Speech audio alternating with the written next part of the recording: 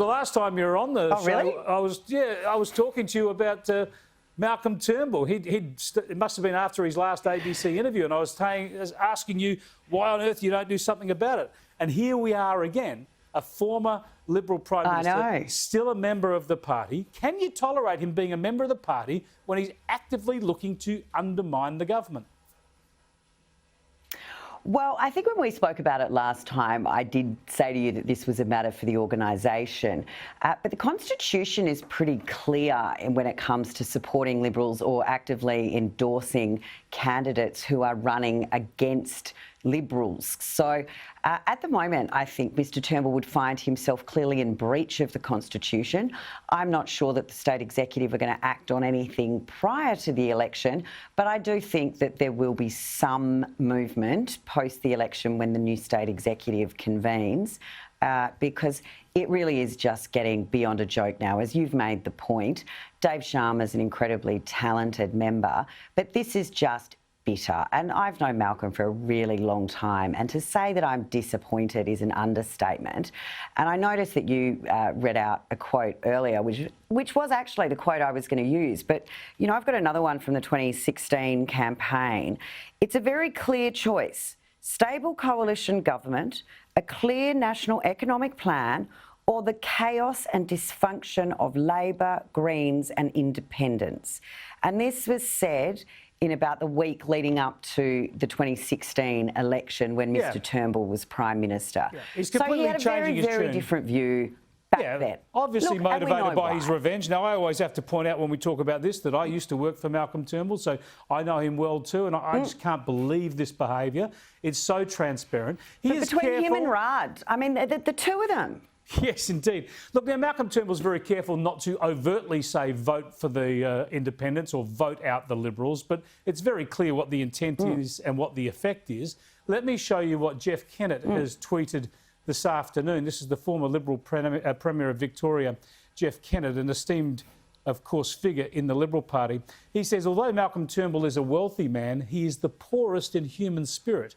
Alone, without friends in Australia except the ABC, he lives abroad and endlessly undermines the people who gave him the opportunity to serve as PM. He should resign from the Liberal Party he attacks. Now, of course he should resign, but he won't do that. He wants to be made a martyr of, and as you were saying before, after the election, surely the Liberal Party should just do that. Look, I think so. I think at the end of the day, Mr Turnbull owes his political career. He owes the opportunity that he had to serve as this great nation's Prime Minister because of the Liberal Party and because of the people of Wentworth.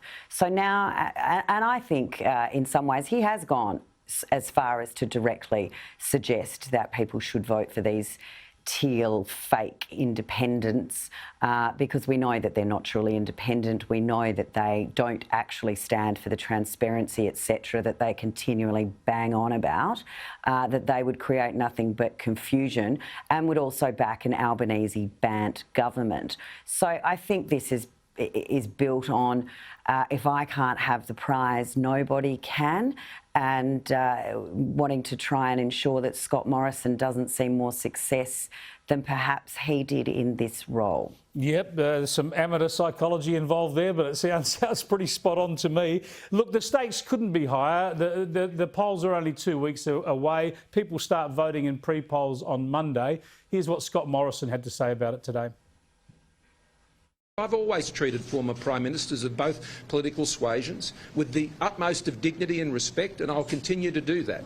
But I don't share his view. What my view is, I've just explained to you, and that is the chaos of a parliament driven by the daily musings of independents who haven't had the experience to deal with the serious security and economic challenges our country faces.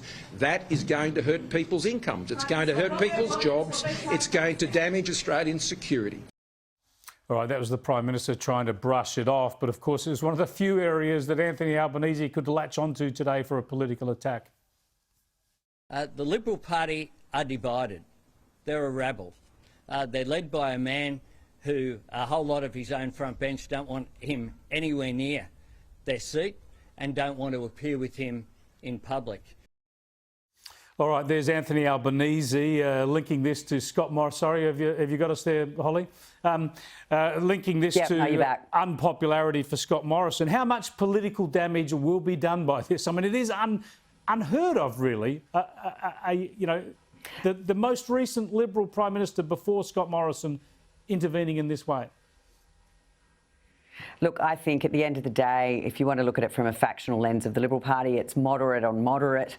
It's not something that I think people really are going to spend much time focusing on. I think people are more concerned when they look at what their future holds, when the Labor leader doesn't know the cash rate, when the Labor leader doesn't know where we are with the unemployment rate.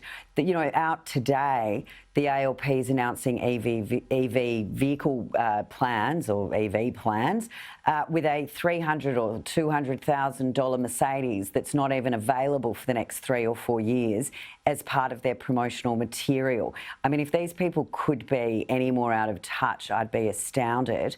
But, you know, Chris, I'm the mother of a child with autism. He's an NDIS participant.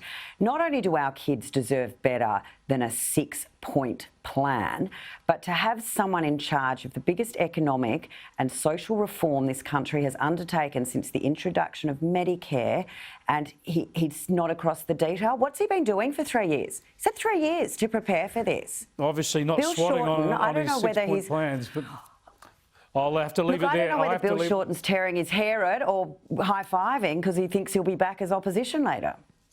Jeepers creepers. They're perhaps not at that point just yet, but they might have to think about someone else. Thanks for joining us, Senator. I appreciate it. Thanks, Chris. Holly Hughes, the Senator for the Liberal Party in New South Wales, one of them. Now, after the break.